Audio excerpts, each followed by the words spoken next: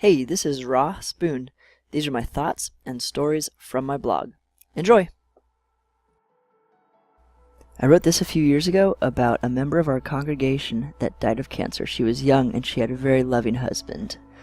This is written in inspiration of her. The moment she met Jesus. Kara felt a vague heaviness in her soul as death approached. The cancer had done its work and there was not much of her body left. But it was not a bad heaviness she felt, kind of like if the president or some ancient king were walking toward them down a hallway to ask something of her. An honor, but a heavy honor, something of great glory was approaching.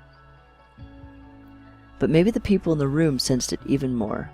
Radiance was the word that kept going through her pastor's mind as he sat beside her and her husband Mac as they talked through funeral plans. He thought, this is one of those rare thin places she's about to step through. I can already see the light from the other side on her face. Then, as she closed her eyes, when the relentless pain and fatigue finally squeezed her spirit out of that tired package, she wasn't aware of the moment when she stopped feeling Mac's motorcycle-toughened hands in hers, or when the music coming from the little iPhone speakers faded away. She only felt light on her, warm light. It was taking her eyes a moment to adjust, but she did not squint. It did not hurt her eyes at all. She wanted as much of this light as she could get. She hadn't realized how cold she had been before she knew this type of light. Then she felt a warm hand take hers. It seemed so similar to the way Mac's hand had held hers, but the actual thickness and shape were a little different, a little thinner and rougher. As her eyes adjusted, she saw a man before her, with a serene smile, behind which he held secret beauties he was going to show her. "Who are—" and she stopped. "Kara." "Oh, Jesus!" She almost just let herself fall fully into his embrace, but his gaze looking at her was so good. He was so pleased with her, she didn't want to break the moment. He didn't look quite like Mac, but she saw Mac in him in ways. No, she thought, that was backwards. She had seen parts of this man in Mac. Parts of that smile were in Mac's smile, that moment in the car after their wedding when he had looked at her and said, "I'm excited for this life with you." Then the man asked, in a kind voice, not unlike Mac's on that wedding day, "Are you ready?" Kara smiled. It felt good to smile so freely again. She breathed in, her lungs working so well again too. She looked at him, his eyes helping her to overcome her fears, and she nodded. She just felt like she could trust him. This smile that was so kind also held the power to crush all the dark claws of cancer that had torn at her on earth. His eyes glinted at the thought of the great things he had been waiting to show her. He turned and led her, hand in hand, along a stone path, beneath a row of large willow trees, budding tender green shoots. The clap of their leaves seemed to hush as they walked under them. She felt a soft branch brush her cheek. She jumped back and laughed, surprised. It was as if it had reached out to touch her. "They have been whispering about your coming all day," the man said. She marveled as she looked at him. He was serious. She said, "They're beautiful." He smiled. "They like hearing that. They long to serve us." Then he leaned close and whispered, "You should see them in the spring."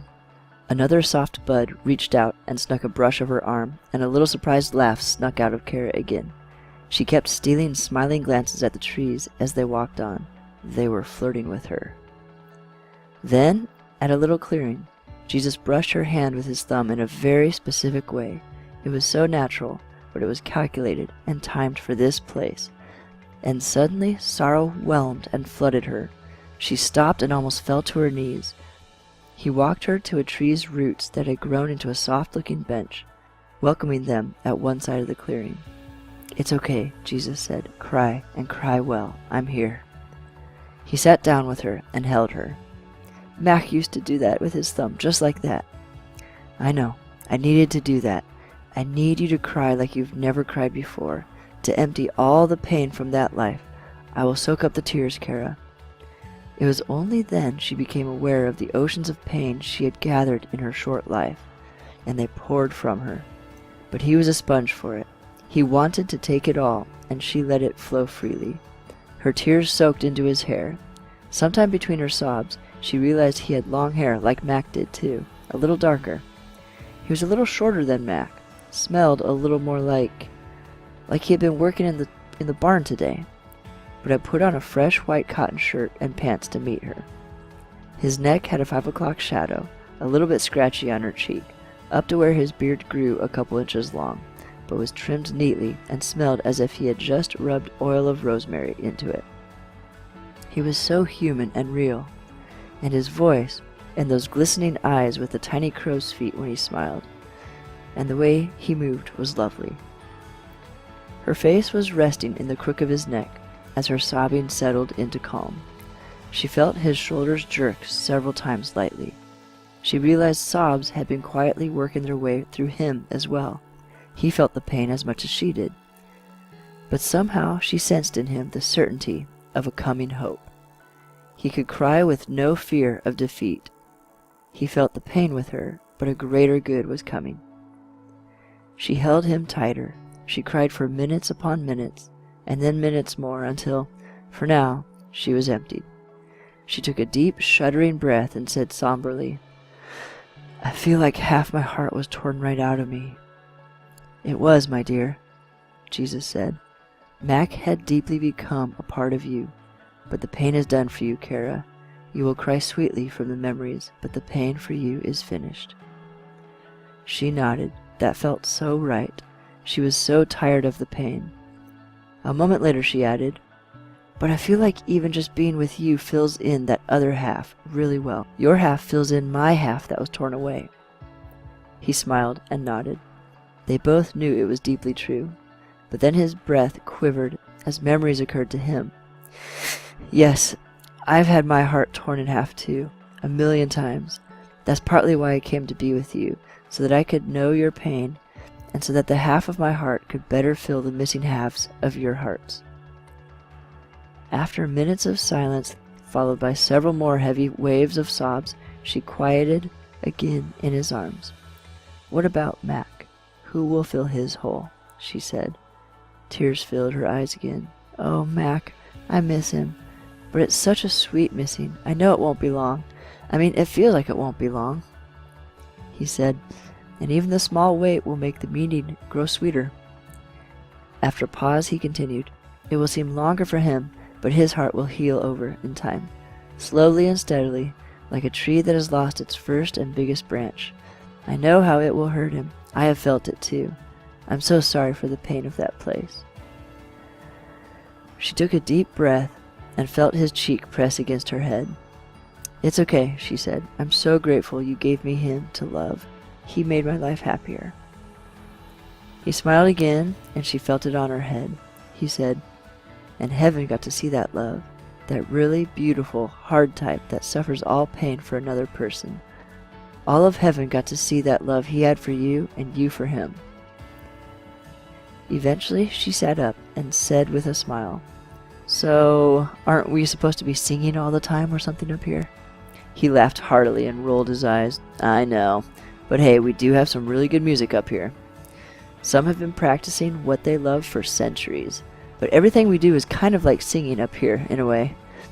How you bake your pancakes is like a song for the person you're baking them for."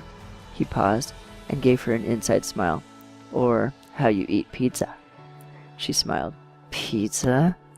He winked as they got up and started walking again. "Kara, we have the best pizza you have ever had before. These chefs do it with all their heart because they want to love people with what they love doing. But worship up here can also be how you build a treehouse or keep a promise or nurse someone's tears." But then he said with a mysterious look, "Or learn someone's earthly language to sing the lullabies of their youth to them." He let it sink in for a moment and continued, "That's all love and is exactly worship. It all makes my people and my kingdom more beautiful." They were approaching beautiful buildings, integrated into the steep rolling hills, and the walls were made of the branches of trees growing into winding round rooms and bridges in, on and above the hillsides. She saw people moving excitedly in the streets. They were wearing loose white clothes like his and waving flags with simple stripes and colorful crests. A group of men were tuning big bronze trumpets, and others were setting the ends of strangely long golden horns on the edge of walls, getting ready to project the sound into the sky. "Wow, is it like this every day?" she asked. "I mean, do they do anything other than celebrate?" "It's a white day at the door of the city," he said. "Usually they all wear more interesting clothes." He held that secret smile again. "On the other days, they each pursue what they are passionate about, like baking or architecting or babysitting. You'll discover yours, and you'll do it better each week. Better most days, even. I think yours has something to do with organizing musicians to play for people. I'll be curious to see how you shape it up here." His smile was still so proud of her and mysterious. She nodded, knowing that that just felt right, a continuation of her passion she had started to discover on Earth. She smiled at him, but he was still hiding something behind his eyes. She asked, "So, what's a white day?" "It's a day we wear all white." He paused and looked at her, waiting until the last possible moment to add, "when someone new comes into our kingdom."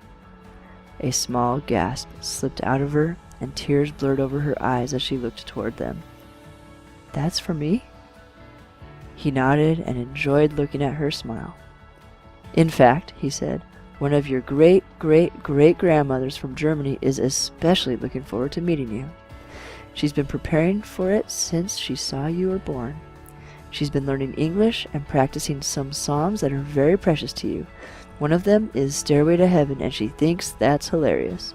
He smiled and then continued, "And she made it for a very special tour to introduce you to all of her favorite people that she thinks you'll like, and her favorite gardens and bridges, and her favorite art on walls, and lots of different people's music. She organized lots of very good concerts in honor of you over the next few weeks, just because she wants you to love it here so much." She could barely speak through the lump in her throat. "Why her, and why me?" "That's just how it works up here," he said. "You can fall in love, you could say, with anybody. Not quite like earthly romance, but a passionate obsession with the beauty found within another. Many people at once, even. And all you want to do is make them happy." They were nearing the city. She could hear the people hushing each other because they had seen her. They were waiting to cry out all at once, or start some song or something. Jesus pointed to a forest of trees climbing the vast, rising hills to their left. He said, "I was thinking that would make a pretty good motorcycle path, if we were to clear it out." She smiled, paused, and breathed very deeply. Something was growing, almost bursting from her heart. Her eyes glistened. She nodded slightly, love overflowing her eyes for Mac, and now even more for this man. He continued matter-of-factly, "Do you know anyone who would like to take you on a motorcycle ride through those hills?" His face finally cracked into a smile too, and then he added, "You and I can make the trail together. I know he'll love it.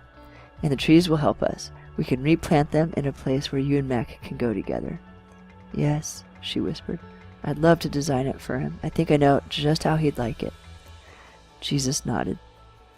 But then her smile quivered into a hesitant frown, and she felt the heaviness again. "Wow, what is this I feel?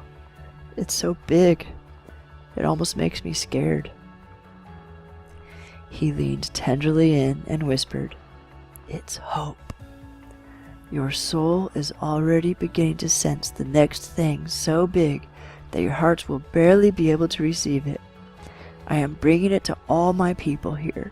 It's just beyond your heart's horizon, and it's almost time.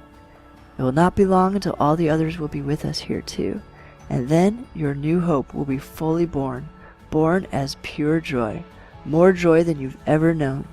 Only I know how much joy you were built to feel.